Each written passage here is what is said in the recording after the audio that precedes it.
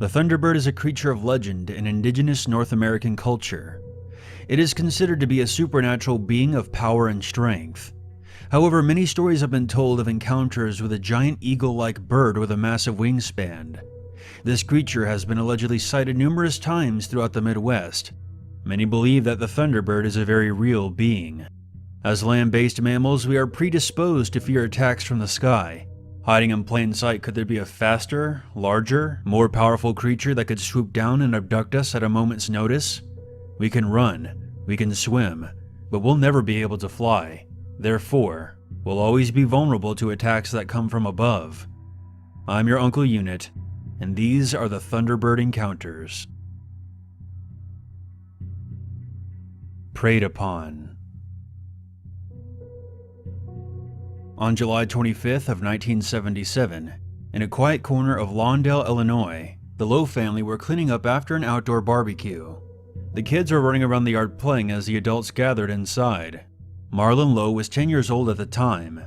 Suddenly, without any kind of warning, the monstrous bird was upon him. Noiselessly, the massive bird swooped down and grabbed the boy, fully lifting him off the ground. As Marlon screamed and thrashed, the bird carried him an estimated distance of about 40 feet, before dropping him again, only a foot or so from the ground. As the boy's mother ran to him, the bird flew to the far side of the yard and attempted to perch itself upon the branches of a nearby tree. But when it was obvious the branch could not support the giant bird's weight, the mysterious winged creature took back to the sky and soared out of sight over a neighboring property. Marlon Lowe was unhurt, but badly shaken. Later on, his mother would report to the local police. It had a white ring around its half-foot-long neck. The rest of the body was jet black, and the bill was about 6 inches in length and hooked at the end. The claws on the feet were arranged with 3 in front, 1 in the back. Each wing, less the body, was 4 feet at the very least. The entire length of the bird's body, from beak to tail feather, was between 4 and 5 feet. The Lowe story was met with a fair amount of skepticism. Some claim that the boy may have been targeted by a turkey vulture, though it's extremely rare for them to attack live prey. Others have theorized that it may have been a California condor, though for it to have been so far from the west coast was extremely uncommon. Some historians maintain that the attack could not simply be dismissed as exaggeration. There have been legends in Illinois about mysterious giant birds that have dated all the way back to the 13th century.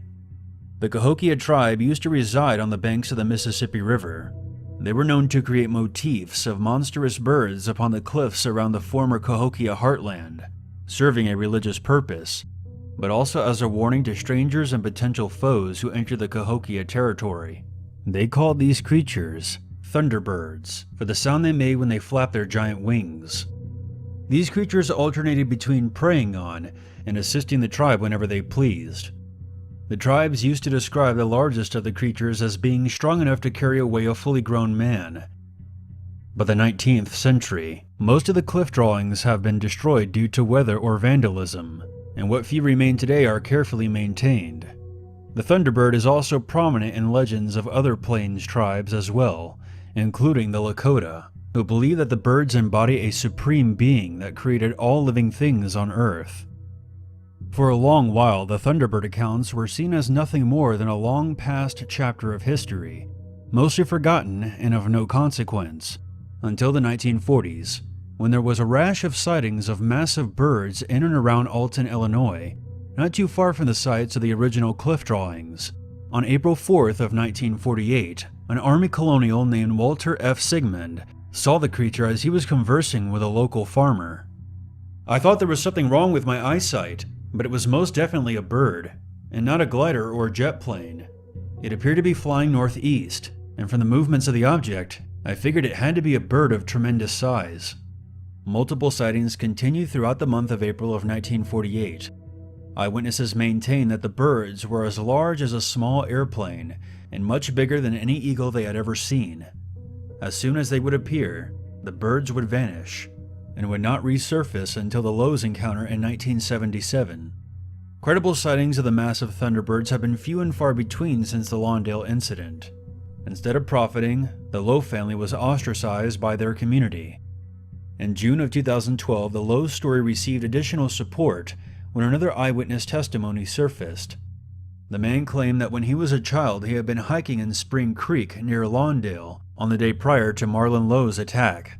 Two birds of the exact same size and description were spotted several times circling him from high above, once even swooping down to just over 10 feet above his head. The eyewitness never recounted the events to anyone at the time, for fear of ridicule. Casting shadows of doubt. What quickly became apparent when it came to the Thunderbird sightings is that almost no evidence could ever be gathered to corroborate the eyewitness statements. With the sighting of something like Bigfoot, footprints and hair can sometimes be obtained for analysis, but for winged creatures flying far above our heads, often nothing would be nearby to provide context. More often than not, reports are simply dismissed. There have been several accounts of Thunderbird sightings throughout the years, without any way for the sightings to be verified. In the early 1940s, writer Robert R. Lyman allegedly spotted a Thunderbird sitting on a road near Coudersport, Pennsylvania.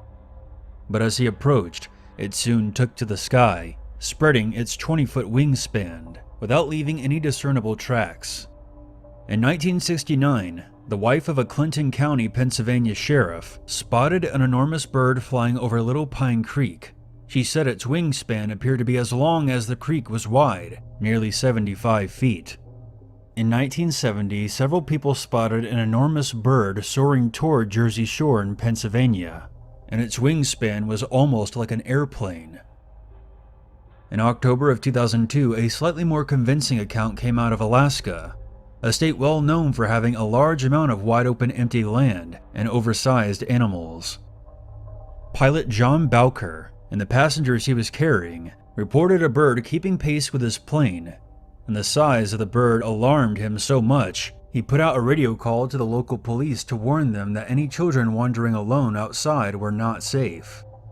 Bowker and the passengers later estimated the wingspan to have been about 14 feet long, and for a short while they had all mistook it for another aircraft. CNN would later report that the area locals had spotted it from their homes and had been terrified of its size, describing it more like a pteranodon than a bird. Fortunately, around this time, no incidents involving missing children were ever reported. The Webley sighting. In June of 2005, Minnesota resident John Baldwin was riding his bike while vacationing in northwestern Wisconsin.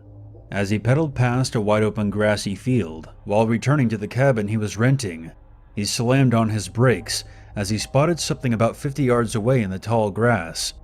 Baldwin described a very bulky creature with silvery gray feathers and a hooked beak which reminded him of a sandhill crane.